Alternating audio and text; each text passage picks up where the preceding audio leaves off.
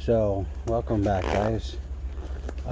Today's just going to be like a little recapper video. So I wanted to show you guys the difference. I did get the new shaft bearing, the one that looks like this one, but I wanted to take you through and show you exactly the problem that I had, because I ran into I hope it's not too windy. It's really windy today. I'm back in here.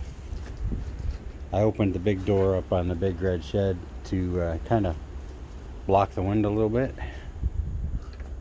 Got the Chevelle under the cover.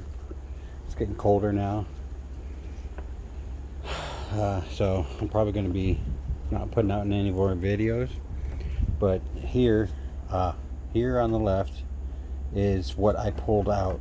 This is the bearing that I pulled out of the driver's side of the axle shaft for the rear end, and it is your typical race and roller bearings, and they always shatter when you pull them out. If you look in the video of me pulling it out last week, you know that it shattered and the roller bearings all came out, and then I had to get the separate race here out by itself. And that's how, and it has a seal that goes in the axle tube to keep the differential fluid, from going in or leaking out. And that was a real problem. This bearing probably was okay, but I figured since I'm opening up the rear end, in order to take that center pin out to get the C-clip to slide the axle all the way out, that I would just put bearings in.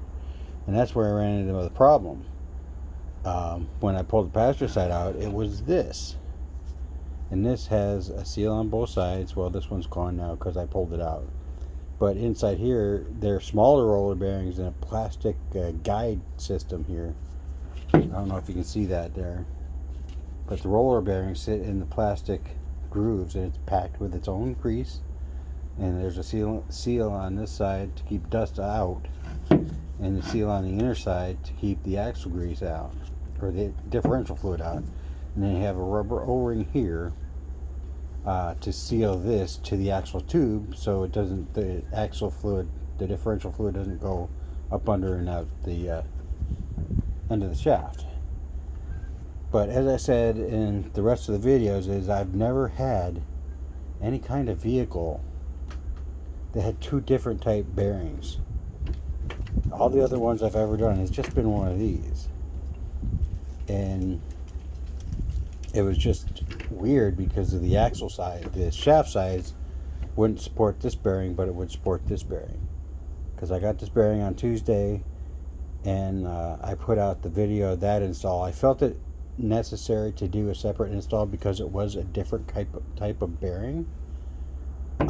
So part 2 was the install of this bearing and how to put the pinion, the pin back in the pinion gear or the ring gear, and I cleaned the surface and put fresh silicone and put the plate back on there and filled it up with some fresh diff fluid.